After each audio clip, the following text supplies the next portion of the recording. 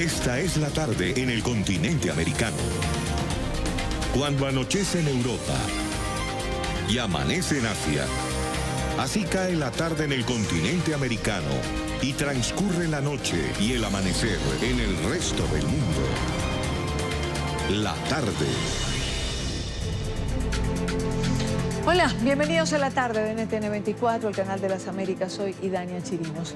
Como siempre, un gusto y un compromiso estar en el programa con ustedes. Las oficinas o la Oficina de las Naciones Unidas para los Refugiados, ACNUR, de nuevo vuelve a sorprendernos con esta cifra.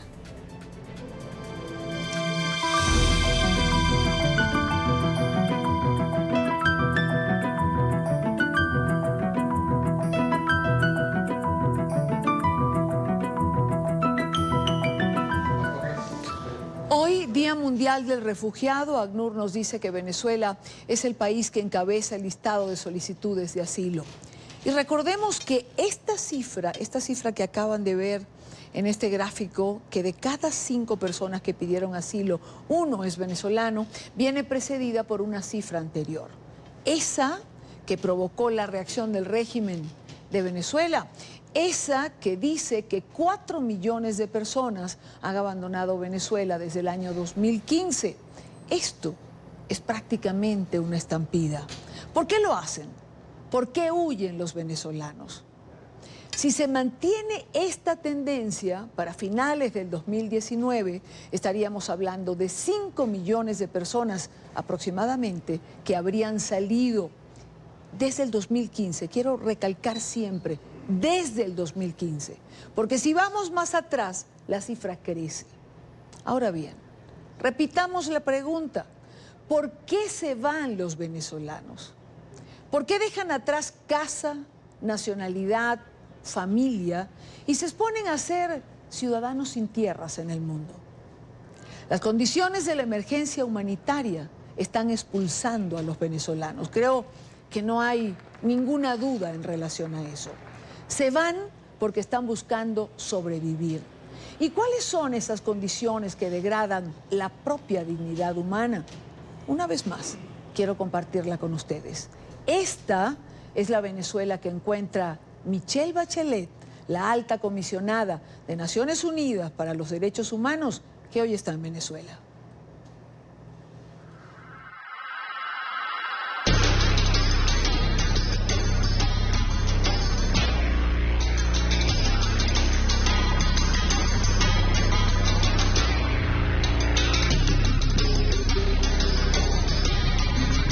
En estos momentos se están llevando detenido al diputado Edgar Zambrano.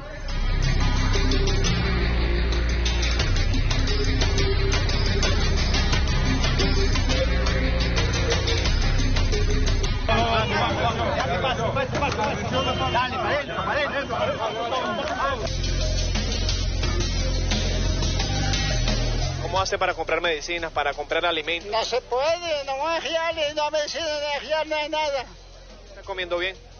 Bien. Mi peso era de 70 kilos. Y ahorita estoy pasando 57.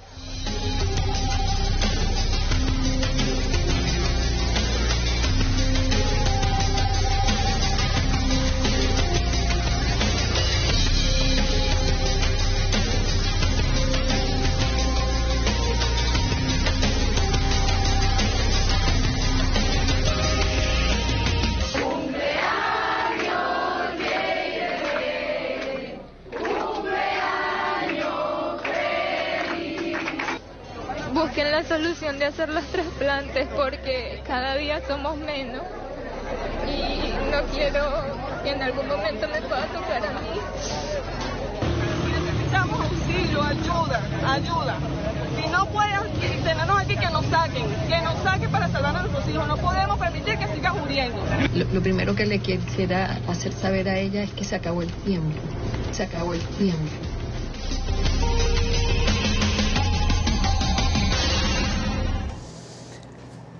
Estas son las condiciones en que Michelle Bachelet encuentra a Venezuela. Estas son las condiciones que expulsan a los venezolanos día tras día.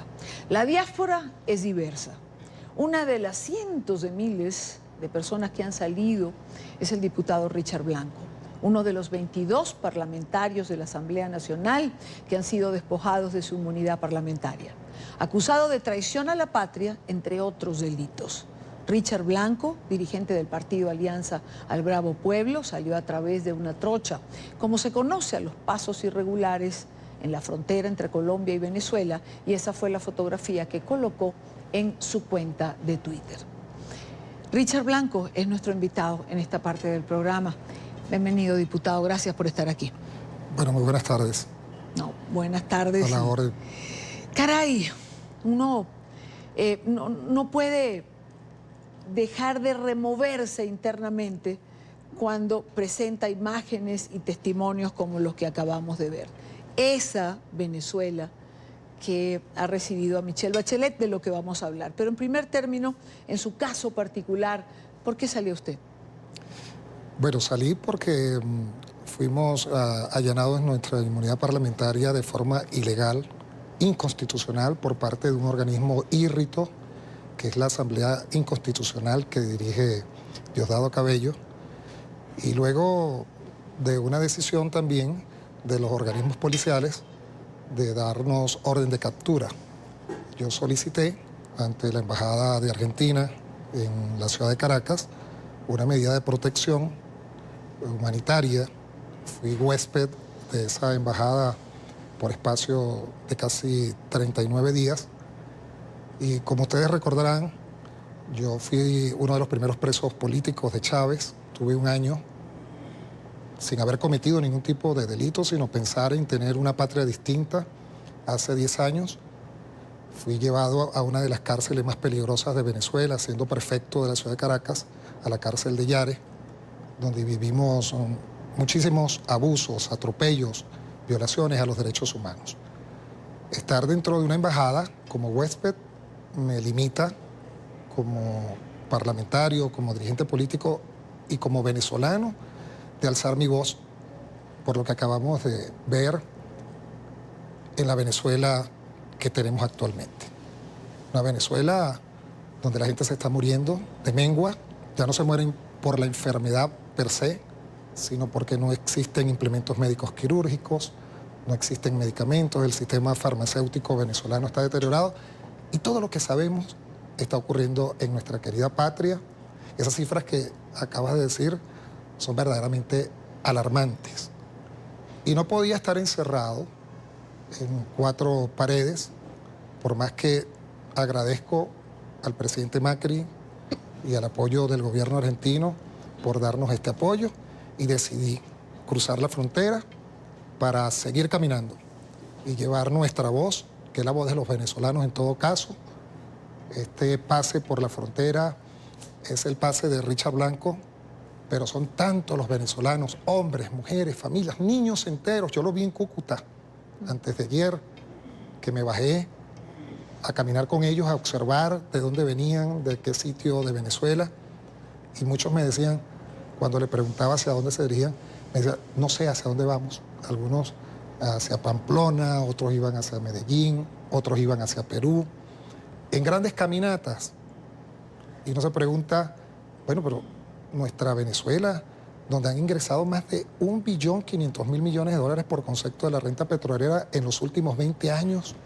Y como decimos en criollo, no se le ve el queso a la tostada, y nuestra familia, nuestros hijos se tienen que ir producto de los criminales y de los asesinos que tenemos conduciendo de manera ilegal, usurpando funciones que no le corresponden desde el Palacio de Miraflores. Pues yo no podía quedarme en Venezuela, y le pido a los venezolanos que entiendan que mi posición lo hice fue precisamente para alzar mi voz en los diferentes sitios donde esté. Voy a estar temporalmente en Colombia, pero seguiré hacia otro destino donde seguiré haciendo política, donde levantaremos nuestra voz y, por supuesto, a unirnos con esa gran diáspora venezolana que lamentablemente tuvo que salir de Venezuela. Claro, se agradece el ser huésped en una embajada, ¿no? Pero al estar, digamos, puertas adentro, se está absoluta y totalmente limitado. Sí. Sí, bueno, no podía hacer reuniones políticas. Yo incluso creo que abusé porque colocaba algunas publicaciones a través de las redes sociales por mi inquietud, en primer lugar, como ciudadano, como caraqueño, como pastoreño, como venezolano, de lo que está ocurriendo en nuestra patria, de lo que hemos vivido en estos últimos tiempos. Nuestra generación, los que tenemos nuestra edad, hemos perdido mucho tiempo en un país que es tan próspero en recursos naturales. Tenemos la mayor reserva de petróleo comprobada de la tierra, pero no somos un país petrolero. Y la mayor miseria en este momento. No tenemos gasolina, tenemos servicios públicos deficientes. Nuestros jóvenes, lo digo además porque soy profesor universitario, somos colegas periodistas, tú lo sabes, y le preguntaba al semestre anterior que quiénes se iban de Venezuela y todos me levantaron la mano. ¿Cuántos alumnos más o menos había en esa clase? Tenía 47, sé que se sobrepasa el número que debemos tener, pero eran 47 porque también quieren graduarse. Y cuando preguntó quiénes se iban, todos, ¿se iban todos? Todos, y eso da mucha tristeza. Siempre pienso, cuando veo el volumen de gente, cuando veíamos hace unos días atrás que en un día entraron en Perú 8.000 venezolanos antes de que se exigiera la visa, que si Venezuela fuera, esto es una hemorragia de gente. Si Venezuela fuera un cuerpo humano, hubiese muerto ya, se hubiese desangrado. Pero es que Venezuela se desangra día a día. Sí. Y es una situación dura, inmanejable. Y sin embargo, y a pesar de esto, hay ha sido calificado como Estado criminal, Estado fallido, una mafia en el poder, un gobierno o un narcogobierno, pero sigue allí, diputado. ¿Cómo explicarlo, no? Desgraciadamente sigue allí y tenemos que ratificarlo producto de eso. Tenemos un Estado donde no tenemos dirigentes políticos, sino tenemos gente que están identificadas como narcotraficantes, gente que son violadores permanentes de los derechos humanos. Los informes que presentan organizaciones internacionales como la Organización de Naciones Unidas, la Organización de Estados Americanos, reflejan que es reiterativo la violación de los derechos humanos en Venezuela. No tenemos un presidente político, no tenemos ministros políticos, no tenemos, sino un clan de delincuentes que operan con el poder que se hicieron para sí, violentando la Constitución para aterrorizar a un pueblo que es digno. El pueblo venezolano es un pueblo digno. Yo los vi en Cúcuta. Yo me bajé, me recibió un amigo en Cúcuta y generosamente nos facilitó refrescos, gaseosas, panes, jamón, queso, que sabemos que no es la solución para ellos. Pero bueno, fuimos a llevarle aunque sea un bocado de comida porque venían caminando para seguir transitando. Y cuando le preguntaba que para dónde iban, como te digo, no sabían, pero me decían, yo lo que quiero es regresar a Venezuela. Porque es que Venezuela es tan bonita, tan preciosa, tan necesaria, que la gente se va temporalmente buscando nuevos derroteros, buscando nuevas cosas. Buscando sobrevivir. Sobrevivir, e incluso buscando mandarle unos dolaritos a la familia que se quedó para poder solucionar algunos tipos de inconvenientes que se presentan. Mandarles medicinas, mandarle quizás en un momento determinado comida. Ahora, ¿cómo lucha uno contra narcotraficantes, contra asesinos, si no es levantando su voz? Yo siempre he dicho, y recuerdo mucho... Pero ¿cuán efectiva es esa voz? Es decir, he visto y he tenido a tantos venezolanos que han salido del país y hemos compartido aquí mismo en este set, en este estudio. ¿Cuán efectiva es esa voz regada por el mundo? Bueno, en primer lugar, yo te quería comentar que siempre identifico una expresión que se ha dicho siempre: cuando veas las bardas de tu vecino arder, pon las tuyas en remojo. Y nosotros quizás no vemos que sea efectivo en el momento, pero tenemos que seguir en la lucha.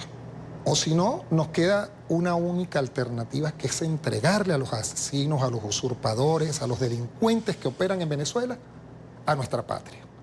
Por mi parte, por estar en tu programa, pero hablando en primera persona, me disculpan, no lo quiero aceptar. No me quiero resignar. No quiero saber, ni quiero seguir pensando que en mi país nuestros hijos se mueren de hambre. Que la gente, cuando se fue la luz, que se fueron 15 días la luz, en los hospitales, sí, la gente se moría porque se desconectaban en las salas de emergencia, por ejemplo, sí, los aparatos para la gente que estaba en coma o los que tenían que darle un tipo de atención porque tenían un paro cardíaco, un paro respiratorio, se iban los equipos. Sí. Nosotros no podemos seguir permitiendo eso. Ahora, por supuesto, es lento, sí lo es. Hemos luchado 20 años y nos ha parecido una eternidad. La es. Y es cuando yo digo, y le pido a mis hermanos parlamentarios, a nuestro señor presidente de la República, Juan Guaidó, que por cierto es un joven venezolano, al cual respeto, lo conozco muy bien, otra víctima de los delincuentes, porque es una persona joven de 35 años, que su labor, su trabajo ha sido más bien levantarle el ánimo al pueblo, con equivocaciones, por supuesto, que se han presentado, como lo que ocurrió el 23 y el 30 recientemente, pero que hablando con Guaidó, siento que requiere que nosotros le digamos, sinceramente, lo que consideremos oportuno. En la unión está la fuerza. Juntos todo es posible. Esas no son frases rebuscadas.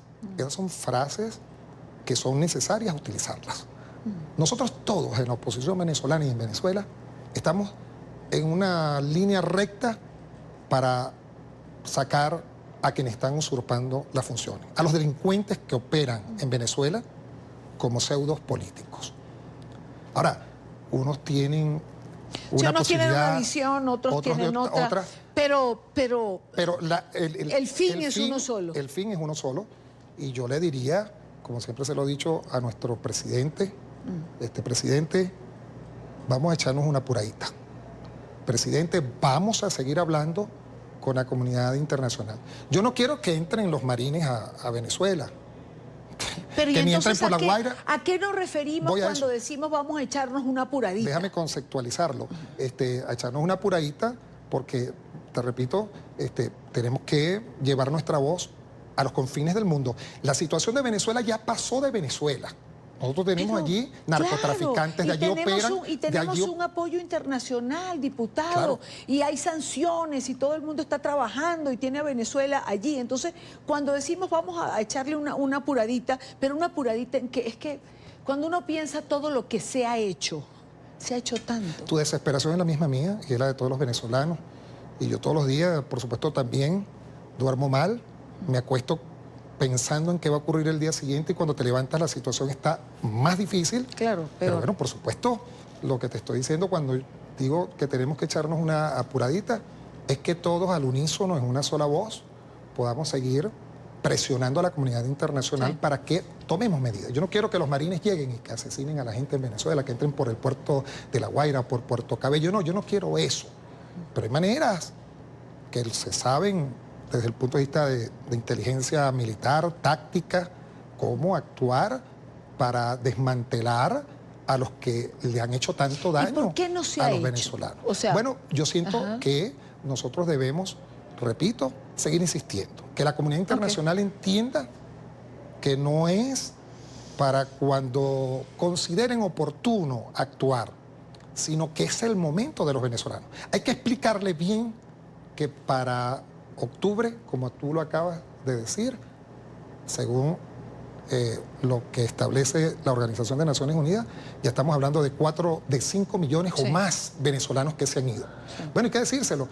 Yo quiero agradecer al presidente Duque y a los colombianos cuando le abren las fronteras a los venezolanos, pero es un problema que se le genera a Colombia cuando tienen que atender a Perú, a Argentina, a Brasil, a toda la región que recibe este impacto. ¿Por qué no hacemos una coalición entre todos para enfrentar al narcotráfico, para enfrentar al ELN que está actuando en Venezuela, al G2 cubano, a los grupos terroristas? Ya no se trata de Venezuela nada más. Mire, nosotros solos no vamos a poder. Sí. Y eso no nos puede a nosotros acomplejar. Nosotros, si decimos que no podemos es porque estábamos adentro. Yo acabo de salir precisamente de Venezuela, pero no podemos. Los que están armados, los delincuentes, los que operan para asesinar, para matar, los que hicieron que los muchachos se cayeran en los pisos de las urbanizaciones y de Venezuela, fueron precisamente los que operaban bajo la mirada complaciente de los asesinos y los delincuentes que hoy operan, desgraciadamente, inconstitucionalmente desde Miraflores. Me quedan 2 preguntas y muy poco tiempo. ¿Qué espera de la visita de Bachelet?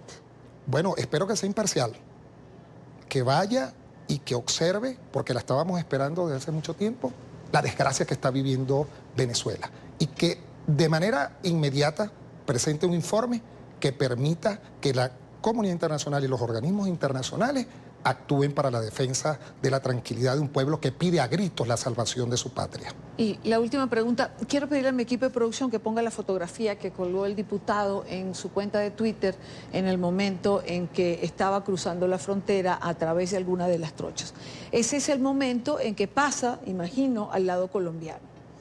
Eso me hace recordar la primera entrevista que le hice a David Smolaski cuando también tuvo que dejar Venezuela. Él salió por el lado de Brasil. Le hice la pregunta que le voy a hacer a usted en este momento. Cuando usted estaba en ese punto, volteó y vio a Venezuela del otro lado, ¿qué sintió? Sentí tristeza. Si Venezuela es bonita, las mujeres, con el respeto de las que me puedan estar escuchando, son mujeres tan bellas que llegan a ser mis universos. Yo soy caraqueño y cuando me levanto y veo el Ávila, me desespero por ver el Ávila. Y cuando volteé, por supuesto, dejé a mi país, parte de mi vida, a mis hijos, a mi familia que están en Venezuela. Pero dije, regreso pronto para Venezuela. Yo estoy convencido y estoy seguro que pese a las adversidades, pese a las equivocaciones que hayamos podido tener, pese a lo que pueda ocurrir, ellos saben muy bien, ellos, los delincuentes, los que operan en Venezuela, como operadores pseudopolíticos, pero que asesinan al pueblo, que incomodan al pueblo, que les queda muy poco. Y yo estoy completamente seguro que en esta ruta de peregrinaje político, ciudadano que estoy haciendo, para hablar con los militares que se han ido de Venezuela, para hablar con los presidentes que pueda, con los que pueda hablar, con los que me tropiece incluso en las calles, como lo estoy haciendo, que me bajo a hablar con ellos y les digo, repítanle a todo el mundo que solo no podemos y que necesitamos ayuda. Yo estoy seguro que cuando crucé esa frontera, lo que pensé se va a dar y lo voy a divulgar. Nosotros vamos a regresar a Venezuela muy pronto y vamos a hacer de Venezuela esa patria bonita que nosotros tanto queremos. Hay que tener fe también. Esto se trata de fe y de confianza, que creamos en lo que estamos diciendo, sin retórica, sin equivocaciones, y donde también todos los dirigentes políticos nos comprometamos a tener una sola voz cantante que permita darle a los ciudadanos venezolanos garantía de tranquilidad pese a toda la desgracia que estamos viviendo. Diputado Richard Blanco, gracias por estar aquí, gracias por acompañarnos. Muchísimas gracias. Son las 5:24 minutos, hora costa este de los Estados Unidos. Revisamos otros temas que hacen parte de la agenda informativa de este día. Es noticia el presidente de México, quien ya está en la frontera sur con el fin de analizar estrategias para enfrentar el fenómeno migratorio. Andrés Manuel López Obrador se encuentra en la ciudad de Tapachula, en el estado de Chiapas, limítrofe con Guatemala, donde se reúne a esta hora con su homólogo salvadoreño, Nayib Bukele, para abordar el plan de desarrollo que contempla México para frenar el flujo de ciudadanos centroamericanos hacia los Estados Unidos. López Obrador expone a Bukele las iniciativas iniciativas para impulsar las actividades productivas y la creación de empleos. Un plan de desarrollo que aplicará para Honduras, Guatemala y El Salvador y que será financiado inicialmente por México y apoyado por 14 agencias vinculadas a la Organización de Naciones Unidas. La fuerza para seguir adelante. Todo esto nos produce una inmensa satisfacción, una dicha enorme. Y por eso tenemos confianza de que nuestro país va a salir adelante y queremos hacerlo junto con nuestros hermanos centroamericanos. Y como lo mencionó Marcelo Ebrard, y a ustedes les consta, vivimos una situación difícil porque había la amenaza de que iban a cobrarnos impuestos, iban a poner aranceles a las mercancías y a los productos de México que se venden en Estados Unidos. Iban a empezar con 5% y luego iban a aumentar otro 5%, hasta 25% de impuestos a las mercancías de México que se venden en Estados Unidos. Afortunadamente, se logró un acuerdo. Se convenció al gobierno de Estados Unidos, porque dicho sea de paso, nosotros no queremos pelearnos con el gobierno de Estados Unidos y mucho menos con el pueblo estadounidense. Nosotros no queremos la confrontación. La política... Es noticia la polémica en Colombia ante el hundimiento del proyecto de ley anticorrupción que contemplaba, entre otras cosas, la eliminación de la casa por cárcel para los corruptos. En el Congreso hubo muchas diferencias y no fue posible conciliar el futuro de esta iniciativa. El hundimiento del Estatuto Anticorrupción desencadenó un choque de trenes entre Senado y Cámara. Nadie quiere cargar con esa responsabilidad. Germán Barón, senador, dio su explicación. Yo estuve presente y me senté con quien me dijo que era conciliador, el doctor Vallejo, firmamos el texto y se suponía que quedaba radicado. En la Cámara, el representante del Centro Democrático, Gabriel Vallejo, responsabilizó al gobierno. Yo creo que fue una equivocación en este caso de la ministra, que sin verificar me hace caer en un error.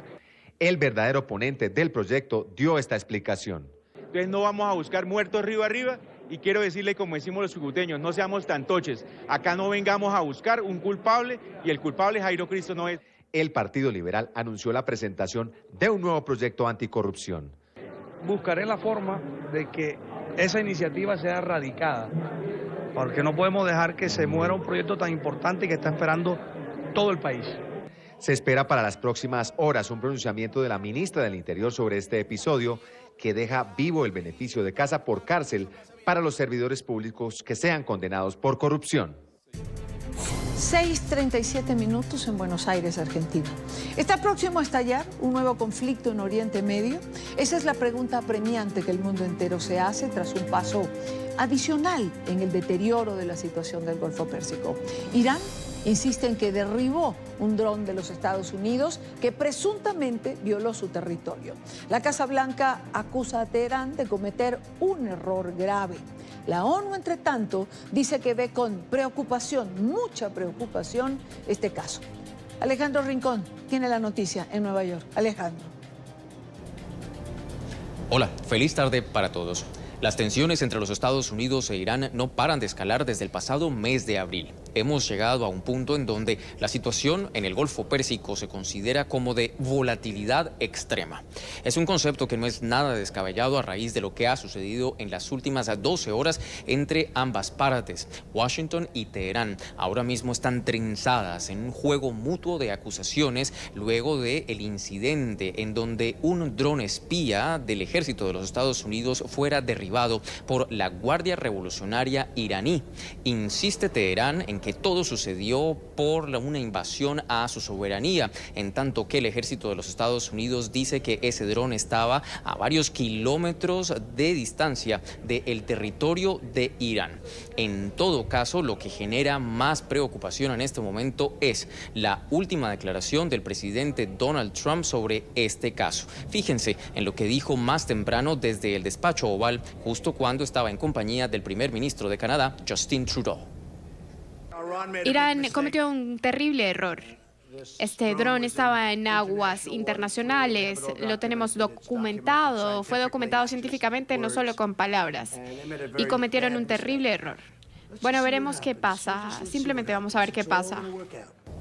Las palabras que ustedes acabaron de ver, el tono, son precisamente los elementos que generan una incertidumbre adicional, lo que agrega a esa preocupación a nivel global por una posible retaliación de parte de los Estados Unidos en contra de Irán. Unos movimientos que son seguidos atentamente por la Organización de Naciones Unidas, cuya Secretaría General, en el lugar donde estamos justo ahora, pues ha reaccionado con mucha preocupación en el transcurso de este jueves. El Consejo de Seguridad, el principal cuerpo diplomático del organismo internacional, ha tenido consultas adicionales sobre lo sucedido, en tanto que también se ha producido una nueva reacción del portavoz del secretario general. Él está muy preocupado sobre esta información, sobre esta intercepción de este dron. Él ha advertido en contra de cualquier escalada. Ha advertido que el mundo no puede costear un conflicto como este en esta área. En el transcurso de este jueves hemos tenido conocimiento de un movimiento adicional de parte de Irán en el campo diplomático. La misión iraní ante Naciones Unidas ha presentado una carta al Consejo de Seguridad y al secretario general Antonio Guterres, quejándose y expresando su malestar por el incremento de las tensiones entre Washington y Teherán.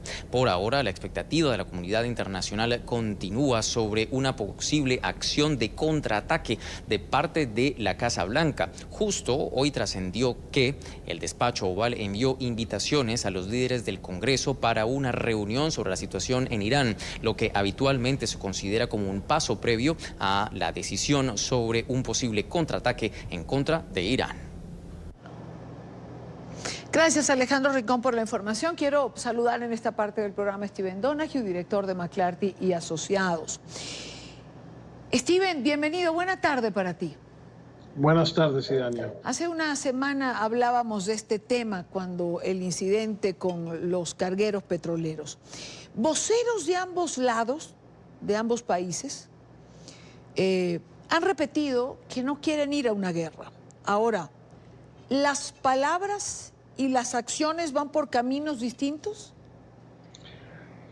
Hay una gran diferencia entre un ataque como el que vimos hace 24 horas sobre este avión estadounidense y la represalia que creo que vamos a ver en las próximas 24 horas contra alguna instalación iraní de la Guardia Republicana, quienes fueron los que tumbaron a este avión estadounidense, y una guerra entre los dos países. Yo creo que ambos países buscan no entrar a una guerra abierta porque no les conviene, no conviene a nadie que se haga.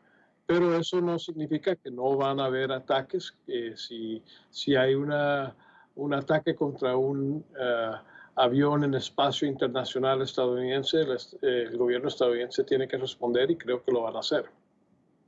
Ahora, el presidente Trump, en un primer momento, dice Irán ha cometido un grave error y uno lo toma como un tono duro en la dirección que señalas. Ahora, luego dice, en la rueda de prensa con Trudeau, que él estaba pensando que podía ser el error de algún general. Y esto sonó como a restarle importancia. Hay quien se pregunta si Irán estaría o puede estar probando hasta dónde llega ciertamente la amenaza de Trump o ese tono duro que a ratos usa el presidente.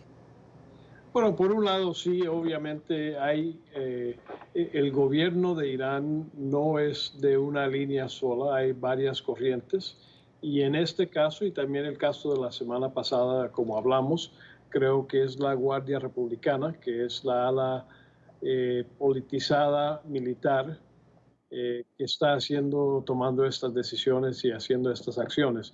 Y eso no es una parte del gobierno iraní que está bajo el control del presidente. Entonces ellos están haciendo lo que quieren hacer para provocar el incidente, para demostrar una línea dura, tal vez para buscar más posicionamiento dentro del mismo gobierno, porque son algunos de los que han sido sancionados en los últimos meses y contra quien han habido acciones económicas que le restan capacidad financiera que antes tenían.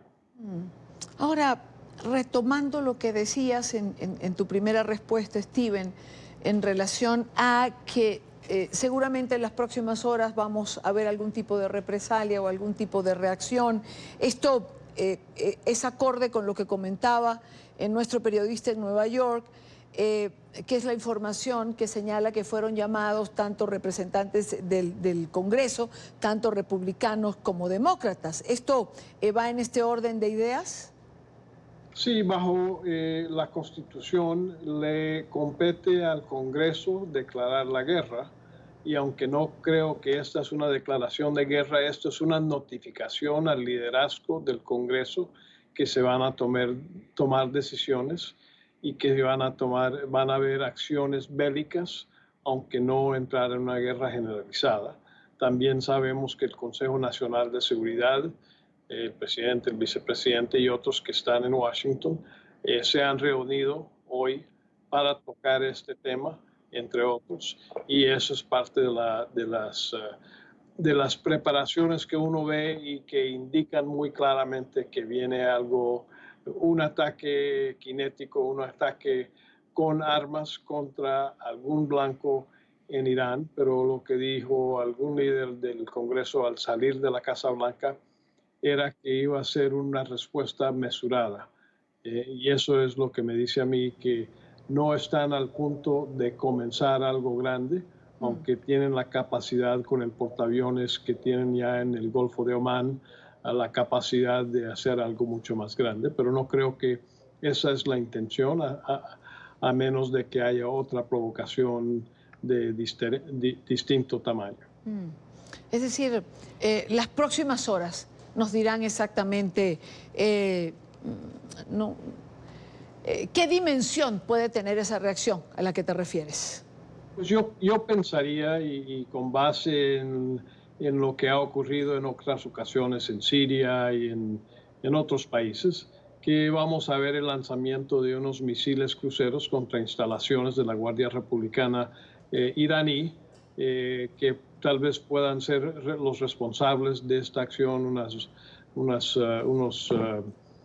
unas jefaturas de sistemas antiaéreos o algo así, o alguna jefatura de mando y control de la Guardia Republicana, y eso va a ser la contrarrespuesta a lo que ocurrió contra el avión estadounidense. Steven, ya que estamos conversando, quiero tocarte otro tema, y es el relativo a la información que ha trascendido el día de hoy, que uno de los buques de guerra más nuevos o modernos de Rusia estaría navegando en aguas del Caribe. ¿Cuál es tu lectura de esto? Como hemos dicho anteriormente, creo que esto tiene que ver con Rusia tratando de demostrarle a los Estados Unidos que si los Estados Unidos puede tener fuerzas militares en Europa, en las fronteras con Rusia, puede estar apoyando a Ucrania, puede estar tomando medidas y sanciones contra las decisiones rusas en Ucrania y en otras partes de Europa, Rusia también puede jugar en la zona inmediata a los Estados Unidos. Y lo que vimos fue el movimiento de uno de los buques, una fragata rusa nueva, que todavía está bajo pruebas, creo yo, y que vino con un equipo de otros 3 buques, uno de logística, otro un buque cisterna, Y el último, interesantemente, es un buque remolcador. Como es un buque nuevo ruso, pues tiene posibilidades de no poder moverse o de caer en una situación donde no tiene la capacidad de seguir moviéndose. Claro. Así que es un despliegue interesante. Los buques estadounidenses normalmente no llevan un remolcador, este tipo de cosas, pero es interesante que sean ellos los que estén ahí. Seguramente van a ir a las bases de Cuba para poder tener un tiempo ahí en Cuba, pero no tendremos que ver qué otras cosas hacen en el Caribe. ¿Crees que pueda llegar a Venezuela como llegaron los aviones, por ejemplo? Es posible, pero yo creo que hay mucho riesgo para Rusia entrar a aguas venezolanas en este momento. La distinción entre el buque estadounidense que acaba de entrar al Caribe desde Miami, sí, que es un buque hospital que va a transitar por 10 diferentes países del Caribe y creo que van a estar en Colombia, Costa Rica, en Ecuador, tratando a los venezolanos que han huido a Venezuela para tratar de buscar otra vida en la situación que existe en Venezuela. Sí.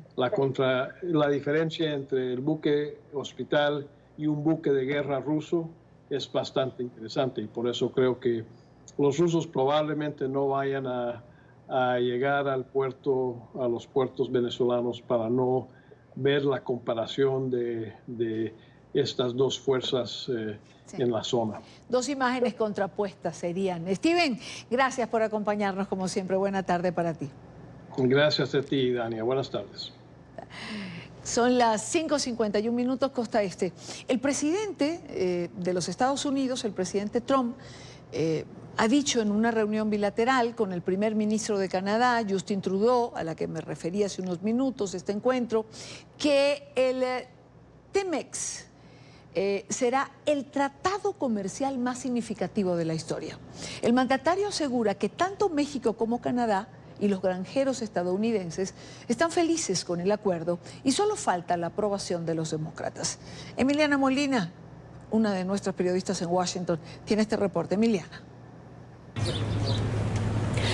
Hola, ¿qué tal? Muy buenas tardes. Pues la llegada de Justin Trudeau a la Casa Blanca inició con una reunión entre ambos ejecutivos en la oficina oval y después llegaron a un almuerzo con ambas delegaciones de los dos países. Entre estas estaban el vicepresidente Mike Pence, también el canciller o secretario del Departamento de Estado Mike Pompeo, entre otros funcionarios estadounidenses y canadienses. Los temas sobre la mesa, los dos más importantes, por lo menos para nuestra región. Pues primero, Justin Trudeau quería que el mandatario estadounidense Donald Trump se pronunciara sobre la detención de dos canadienses en China desde el pasado mes de diciembre, donde China supuestamente arrestó a estos dos canadienses bajo cargos de espionaje, pero esto en represalia a la detención de parte de Canadá de la líder de Huawei, que está a la espera de una posible extradición a Estados Unidos.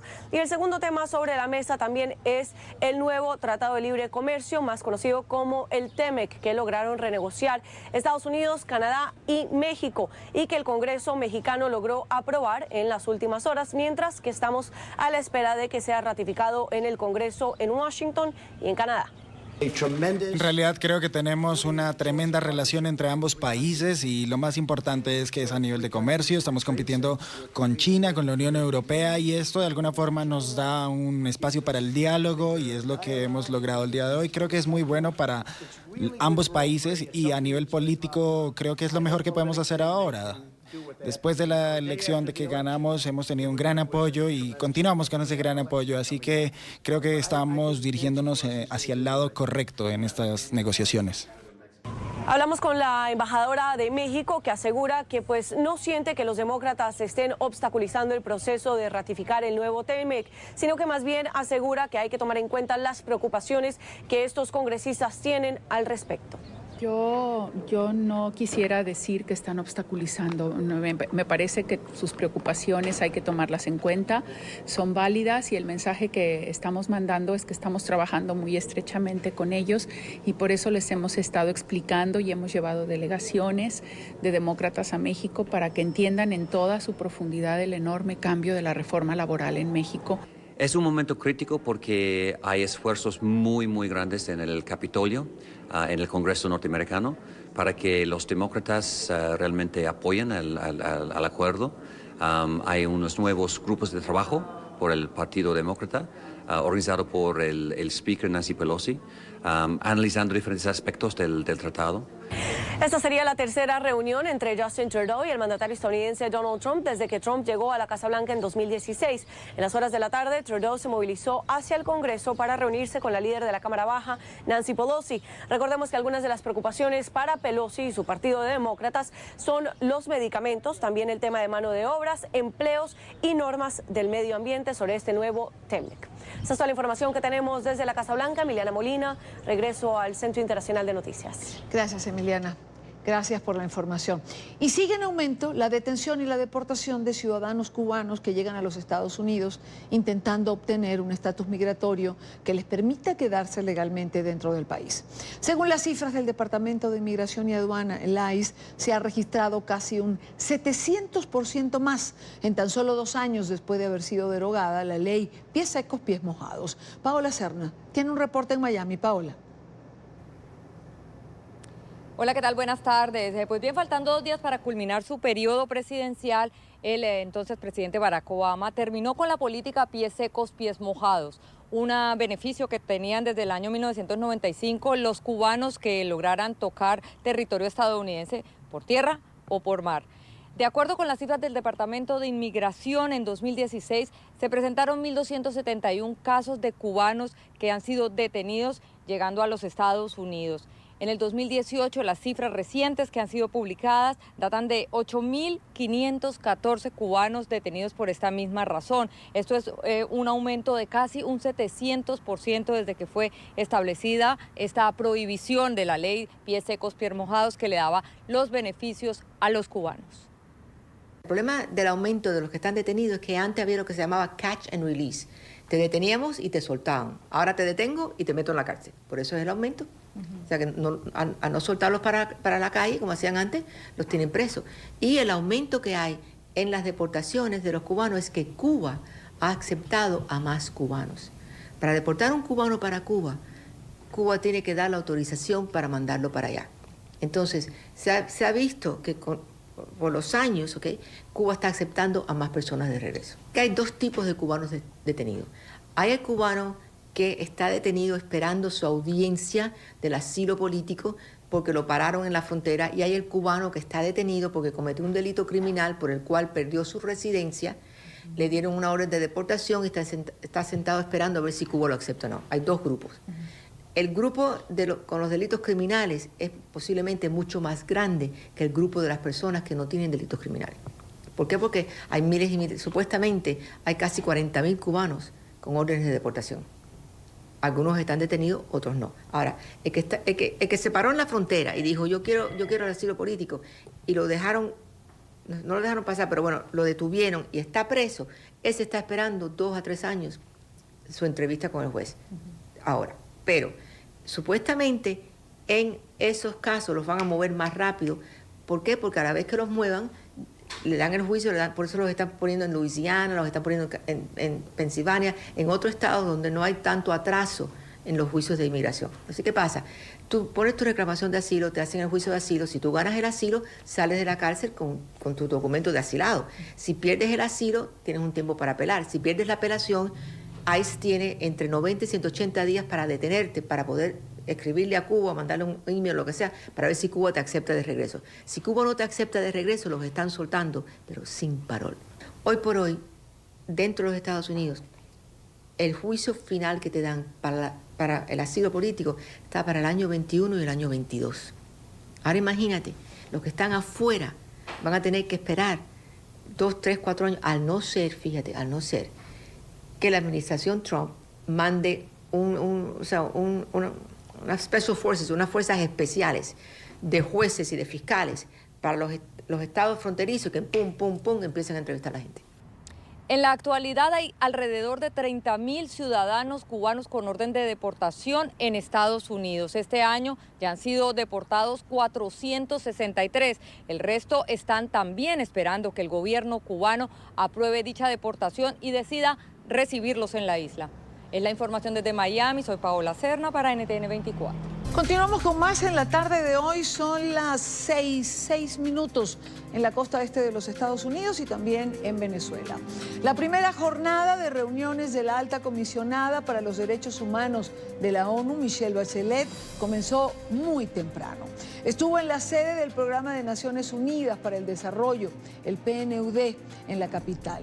En las calles, víctimas de la represión y familiares de los presos políticos se manifestaron. Celebraron la presencia de Bachelet, pero esperan que ella interceda ante el régimen para que se respeten los derechos ciudadanos en el país. Oliver Fernández estuvo con ellos, cubrió esta primera jornada y este es el informe. En señal de paz, los hijos de los presos políticos liberaron palomas blancas frente a la sede de la ONU en Caracas. ¡Libertad! ¡Libertad! ¡Libertad! ¡Libertad! ¡Libertad! ¡Libertad! ¡Libertad! Los familiares de los presos políticos y víctimas de la represión rompieron en llanto al ver cómo se les va la vida exigiendo justicia. La doctora Bachelet hoy representa la esperanza. Está demasiado fuerte, ya yo no puedo más con esta situación. Estoy cansada que la ministra se acerque a las instalaciones de la Yaguara. Le exigimos a ella que como alta comisionada se llegue personalmente a la sede de la Yaguara, que compruebe que ahí sí están 59 connacionales detenidos desde hace 3 años en condiciones infrahumanas. No hay baño, no reciben una alimentación adecuada, reciben humillaciones de parte de los policías cuando son llevados a tribunales, los humillan, los desnudan y no les permiten ni siquiera que les pasen agua. Y le dicen que a los terroristas ni agua. Cuando ellos no son terroristas, ya estamos cansados ya. De esta señora, la bienvenida aquí para que suelten a todos los presos políticos y los 59 colombianos que están presos injustamente. La presencia de Bachelet en Venezuela ha llenado de fuerzas a quienes viven en el 23 de enero, una zona controlada por colectivos. Denuncian que son amenazados. Me han amenazado de muerte a mí y a mi hijo. Te vamos a matar si hablas, si dices que si sigues hablando por las redes sociales. ¿Qué edad tiene tu hijo? Mi hijo tiene 8 años. Defensores de derechos humanos aseguran que la doctora Bachelet está consciente del drama venezolano. Lo que hace diferente su visita es que podrá verle los ojos a quienes sufren el rigor de la dictadura. Yo les aseguro que no es lo mismo que ella lo tenga en el informe como está, a que escuche a médicos, a madres de niños de los JM de los Ríos, a víctimas de torturas y tratos crueles, a familiares de personas que han fallecido por vía de ejecuciones extrajudiciales, por ejemplo. Eso produce sin duda un efecto que hace que lo que se pueda leer o presentar tenga, por supuesto, una conexión con lo humano, con el daño tan grave que se ha ido causando a las personas en el país. La realidad que se vive en Venezuela es inocultable. Duro, va a ser imposible que no nos vea. Nosotros vamos a hacer que ella nos vea. Nosotros nos vamos a hacer sentir en el mundo y el mundo va a saber lo que está pasando en Venezuela. Además, es totalmente revelador que Nicolás Maduro haya dicho en cadena nacional que la visita de la doctora Bachelet será para mejorar los derechos humanos. Es una confesión. Él está revelando que hay una profunda crisis, está reconociendo que hay una emergencia humanitaria compleja, que las decisiones que se han tomado a nivel interno no han sido suficientes para mejorar la situación de derechos humanos y que además las instituciones como el Ministerio Público, la Defensoría del Pueblo, no están dando respuesta a las demandas de la ciudadanía. La comisionada de Derechos Humanos, Michelle Bachelet, sin duda va a corroborar el informe técnico desarrollado por expertos en el mes de marzo. Ella lo que está es pisando tierra en el lugar donde ella ya conoce por los informes y por su grupo de expertos lo que ocurre. Directores de las distintas organizaciones no gubernamentales piden que se abra en Venezuela una oficina con representantes permanentes de la alta comisionada para los derechos humanos de la ONU, Michelle Bachelet. Es la información que manejamos desde Caracas. Continúen con más de la tarde de NTN 24.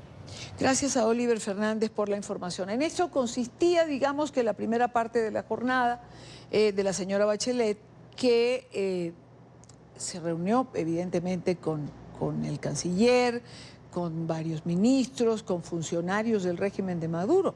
Pero para hablar de todo esto, quiero darle la bienvenida a Héctor Chamis, profesor en el Centro de Estudios Latinoamericanos de la Universidad de Georgetown y columnista de Infobae y de NTN 24. Héctor, bienvenido, gracias por acompañarnos. Muchas gracias, Idania, un gusto para mí. Héctor, ¿qué podemos esperar de esta visita de Bachelet tan solicitada, tan comentada, tan esperada?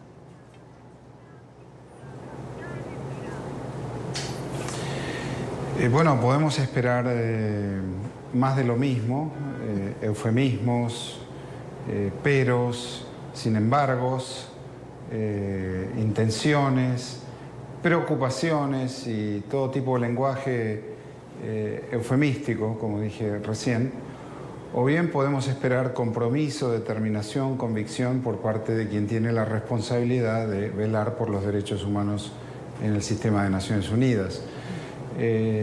La señora Bachelet tiene dos informes en sus manos. Uno es el de su propio equipo de trabajo que estuvo en Caracas en marzo, que además recorrió hospitales y recorrió centros de detención y cuyo informe ha sido sólido en ese sentido. Y el otro informe que tiene es el del anterior comisionado de Derechos Humanos, el príncipe Al-Said, donde concluye en ese informe que debe involucrarse la Corte Penal Internacional dada la magnitud de los crímenes verificados en Venezuela. Y ese es un informe de junio de 2018, es decir, es un informe del año pasado, que tiene un año. Entonces, bueno, veremos, la visita concluye mañana, ¿verdad? Sí. En función de eso veremos qué dice y qué escribe la señora Bachelet. Ahora, Héctor, con dos informes de la dimensión de los informes que estás mencionando y que conocemos, con el trabajo que hizo su propio equipo, además, ¿cuál sería el objetivo de la presencia in situ de ella misma?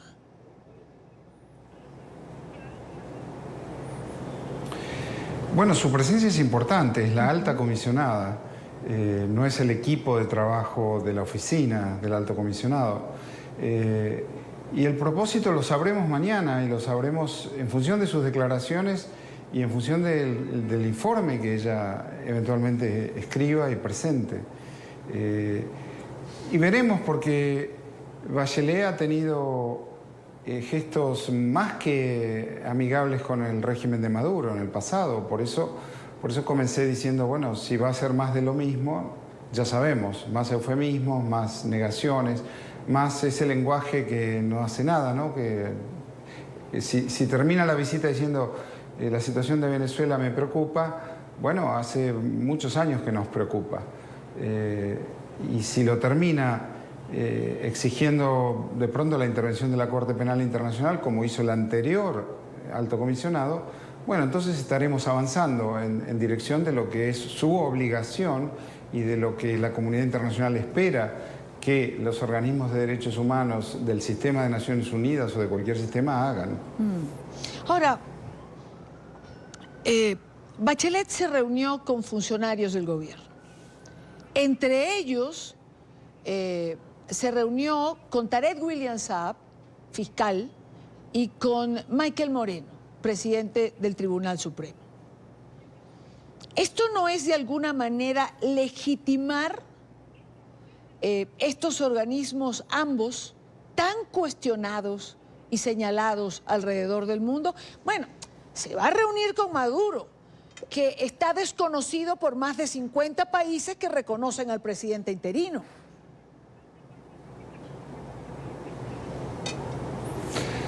Sí, estoy de acuerdo con lo que decís. Es más, se reunió con Padrino López y con Reverol, que ambos están acusados por crímenes de lesa humanidad en la Corte Penal Internacional por una variedad de organismos, de personas y de gobiernos. Hay 6 países de América que presentaron una denuncia con un informe, el informe de la OEA, del año 2017-2018 sobre crímenes de lesa humanidad, peticionando la intervención de la Corte Penal Internacional en esta materia. Reverol y Padrino López son unos de los acusados, de los que están nombrados específicamente en ese informe y en esa denuncia. Entonces sí, ¿cuál es ese propósito? Por el otro lado, no está claro que se haya reunido todavía, no lo ha hecho con los familiares, con las organizaciones de derechos humanos. Recién en el vídeo de ustedes observaba a Alfredo Romero, el presidente de Foro Penal, refiriéndose a ese tema. No está claro que haya visitado o que vaya a visitar los centros de detención, los centros de tortura. Entonces, estaremos esperando, estaremos expectantes. Hasta ahora estoy de acuerdo contigo. Esas reuniones no tienen una explicación valedera. No la ha dado. ¿Por qué se reúne con aquellos que son acusados de crímenes de lesa humanidad? Claro, es decir, se puede entender que yendo a Venezuela, la recibiera Arreaza o existe un encuentro con Maduro o finalmente el régimen le permite llegar. Pero tal variedad de funcionarios es lo que ya se critica. Te puedo comentar por otra parte que hace 20 minutos comenzó una reunión en la Universidad Metropolitana con familiares de víctimas de la represión, con familiares de presos políticos. No sé exactamente si representantes de organizaciones no gubernamentales como el Foro Penal o Provea están adentro, pero por lo menos está con familiares de víctimas en este momento. Bueno, enhorabuena.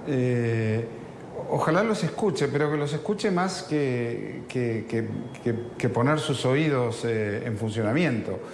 Que los escuche de manera que esas palabras le lleguen adentro, que esas palabras le generen alguna convicción y en consecuencia que le generen acción y declaraciones que sean lo suficientemente sólidas y acciones en la forma de informes y que por el otro lado eso signifique que la comunidad internacional, en este caso el sistema de Naciones Unidas, de una vez por todas tome partido por los demócratas, por la democracia y por los derechos humanos en Venezuela, porque hasta ahora el secretario general de Naciones Unidas continúa reconociendo a Maduro, desconociendo a Juan Guaidó, el accionar de la Asamblea Nacional, y no ha dicho demasiado, yo diría casi nada, acerca de la situación de derechos humanos y, reitero, crímenes de lesa humanidad en Venezuela. Entonces, a lo mejor, mayor convicción por parte de Bachelet ayude a que el secretario general del sistema también se oriente en la dirección apropiada. Tengo dos temas más que tratar contigo, pero te hago una última pregunta en relación a la visita de Bachelet. No te siento optimista, aunque creo que estás dando el beneficio de la duda, pero no con mucho convencimiento. Es verdad, tal cual. Siempre uno da el beneficio de la duda a un funcionario de esa estatura. Si tuviera que decir qué resultado tendrá, no soy optimista. Bueno, para el próximo tema que quiero tratar conmigo, te pido que te quedes, pero quiero compartir algo que ocurrió hoy en la ciudad de Cúcuta, fronteriza con Venezuela, donde los representantes del gobierno interino de Venezuela abrieron las puertas del centro de acopio de ayuda humanitaria ante las acusaciones del régimen de Maduro de presunta manipulación de la asistencia.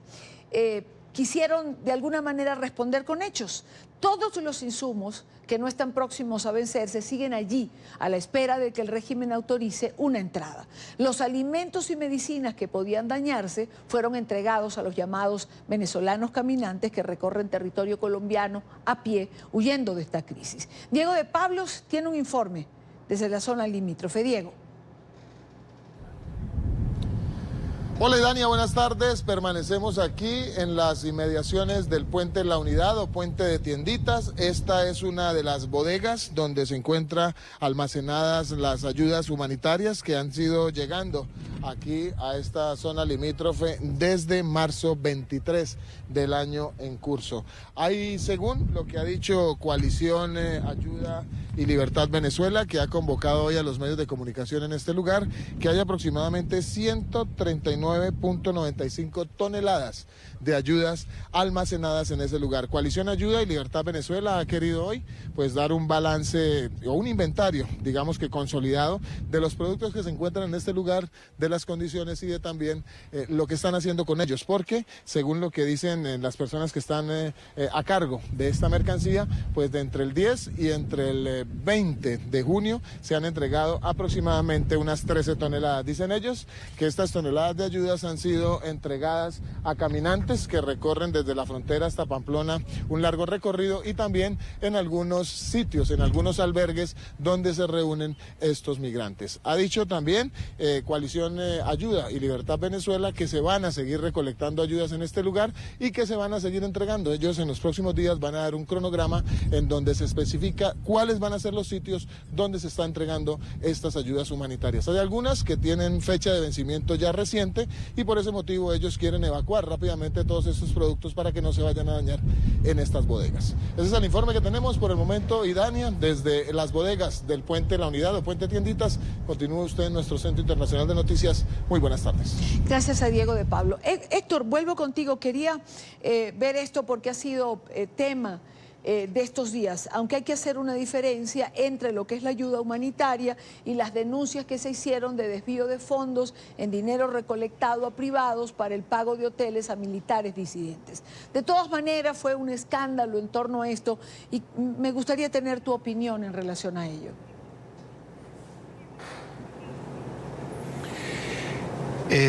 Yo creo que es un hecho desafortunado, si no grave. Creo que efectivamente una cosa es el estado de los alimentos allí acopiados, que pueden estar en buen o mal estado, y otra cosa es el uso de recursos financieros, el uso de platas. Y ahí yo creo que hay una sola manera de responder. Esto se originó en un artículo de prensa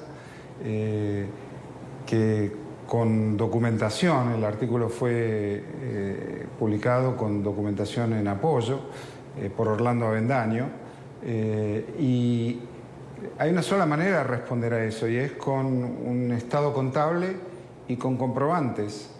Y todo aquel que maneja dineros de otro, un gobierno siempre maneja dineros de otro, una institución gubernamental, una institución del Estado, sea la Asamblea Nacional, el gobierno, el interinato de la encargaduría de Juan Guaidó, sus embajadores, sí, también manejan recursos de otros. La ayuda humanitaria son recursos de otros. Y eso siempre debe rendirse cuenta sobre eso, con un estado contable y con documentos, con facturas, con pagos, con fotocopias de cheques, con extractos, claro, de banco. Y eso debe hacerse, Es la única manera de responder ante dudas o acusaciones o presunciones. Bueno, se ha entregado o se ha solicitado además a la Fiscalía de Colombia que aperture una investigación en relación a todo esto. Héctor, y ya para despedirte, la próxima semana se realiza la Asamblea General de la Organización de Estados Americanos en Medellín, Colombia. ¿Expectativas en relación a este evento? Hay temas puntuales, por supuesto, Venezuela, Cuba, Nicaragua.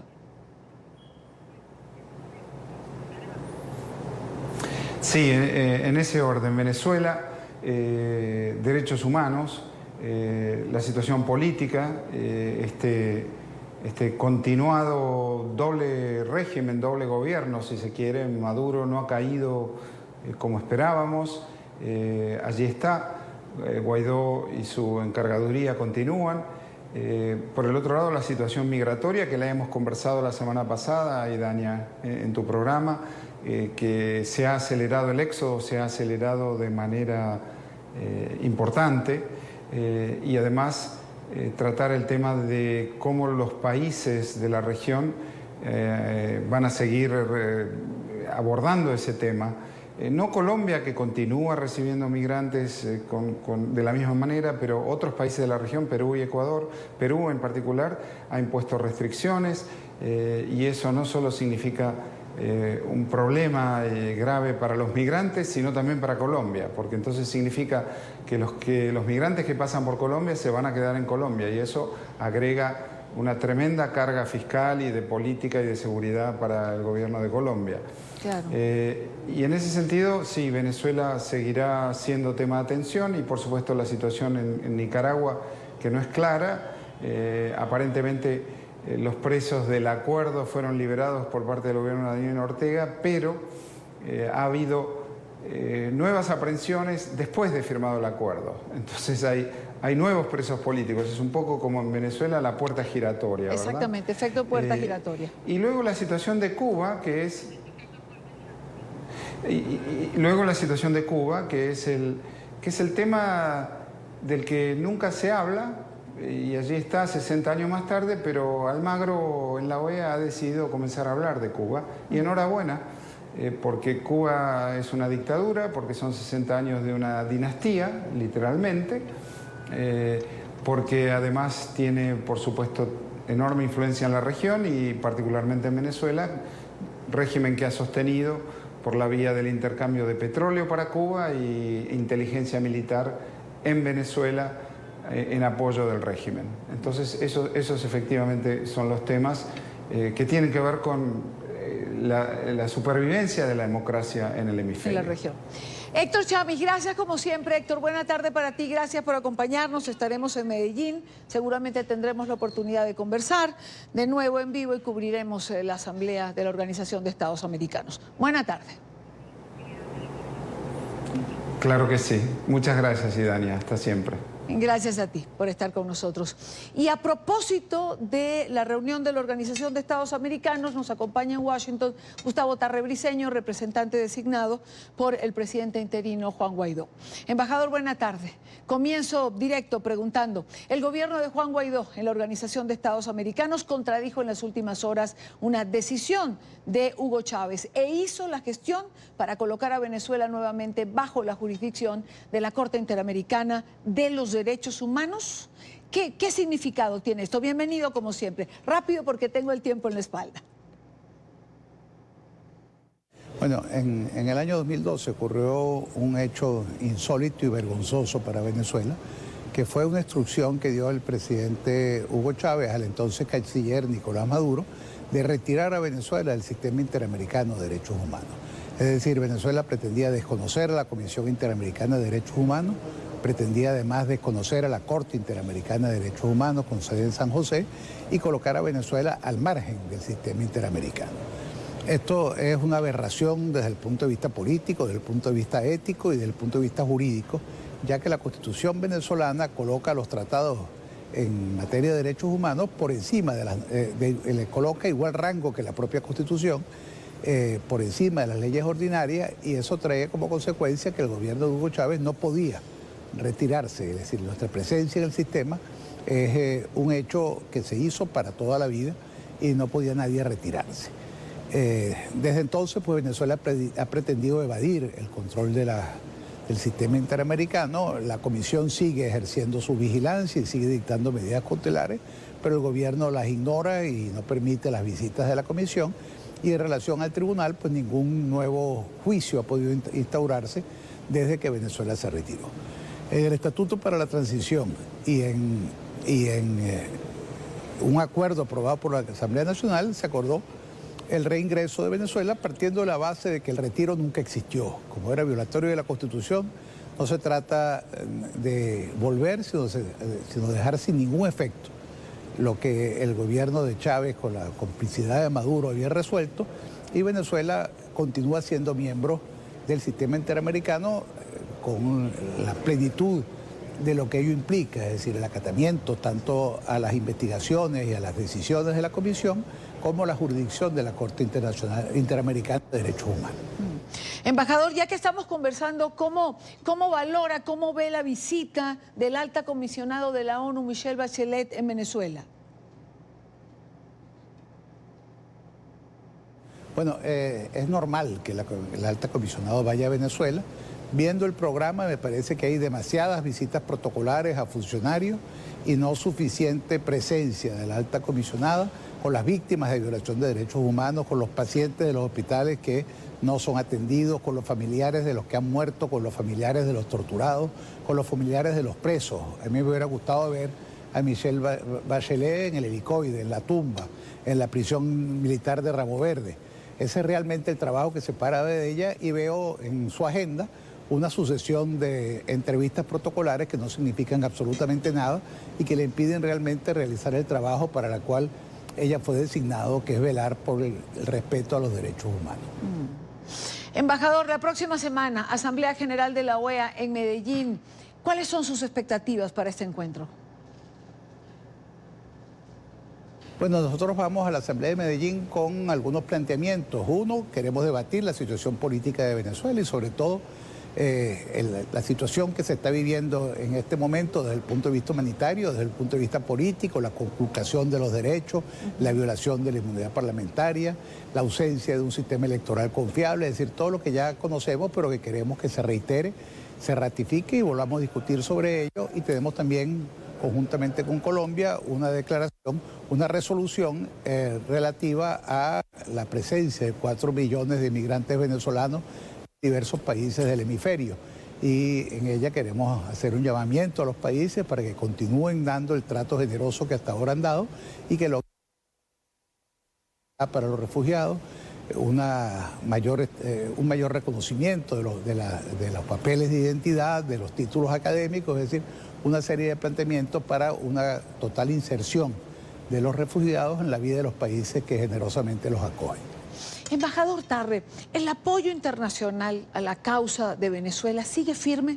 Se lo pregunto porque usted dice hacerle un llamamiento de nuevo a los países y porque hay quien sostiene que la comunidad internacional está dejando de tener interés en Venezuela. Yo lo veo absolutamente firme y lo vamos a ver en Medellín y lo estamos viendo en todos los escenarios.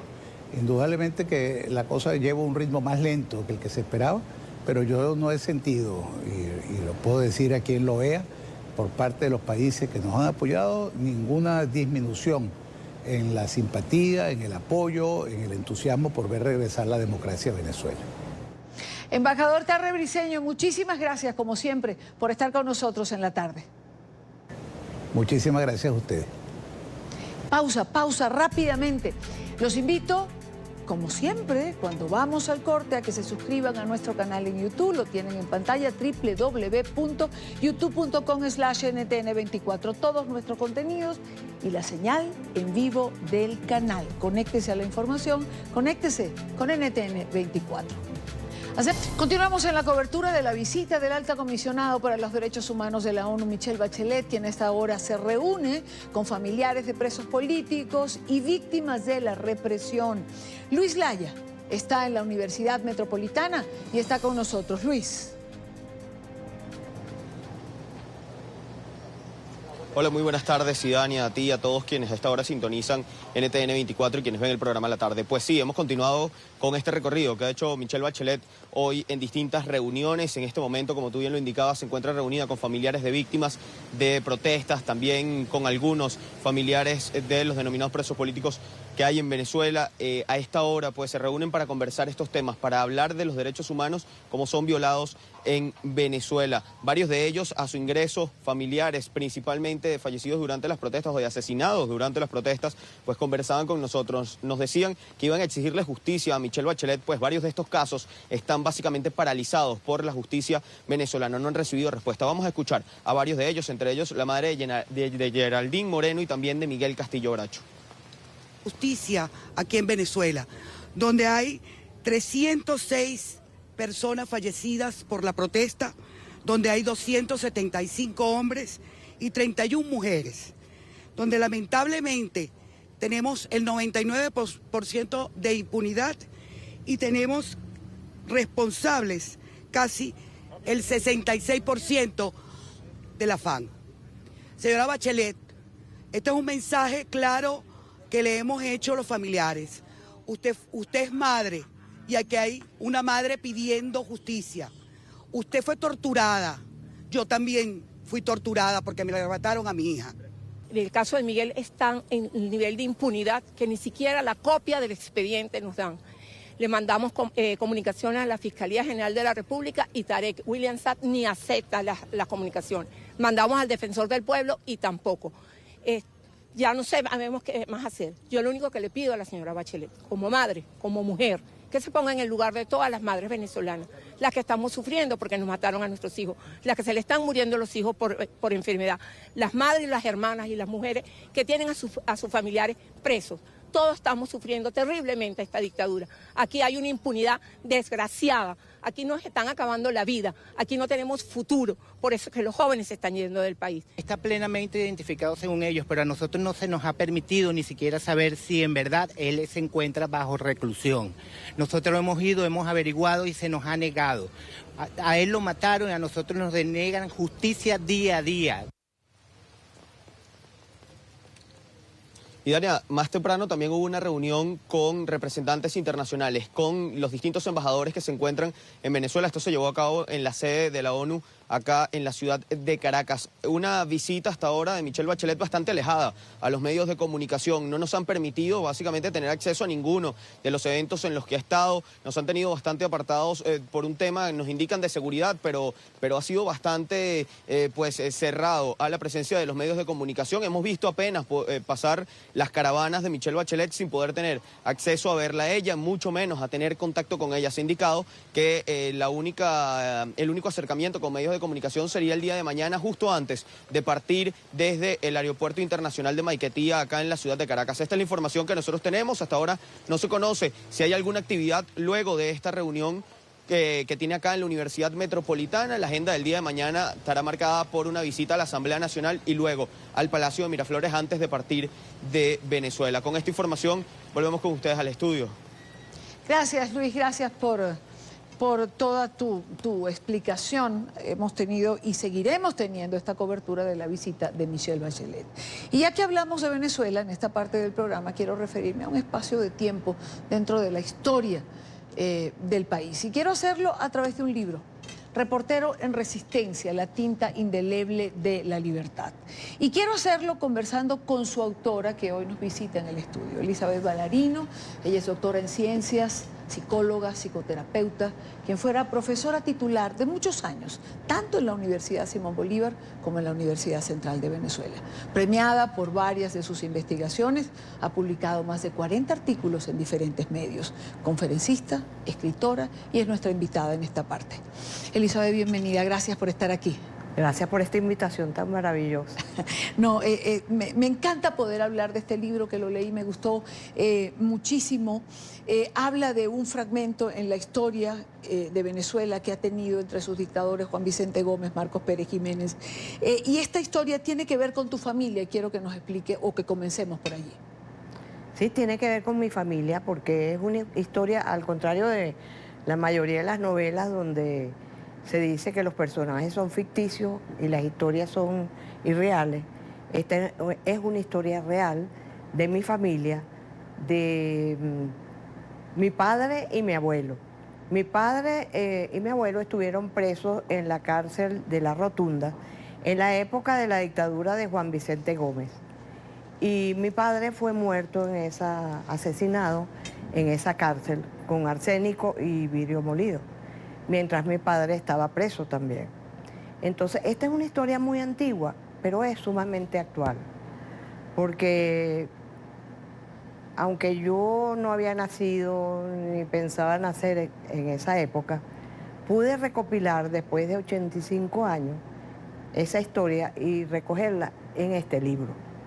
Porque el interés mío en realizar esta novela es que los venezolanos comprendan, especialmente la gente joven, que estamos repitiendo la misma historia, que estamos volviendo a cometer los mismos errores y que deberíamos aprender de la historia, ¿verdad?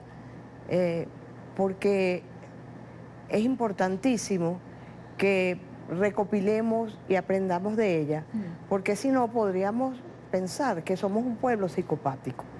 Yo como psicoterapeuta lo digo, porque el psicópata no aprende de la experiencia.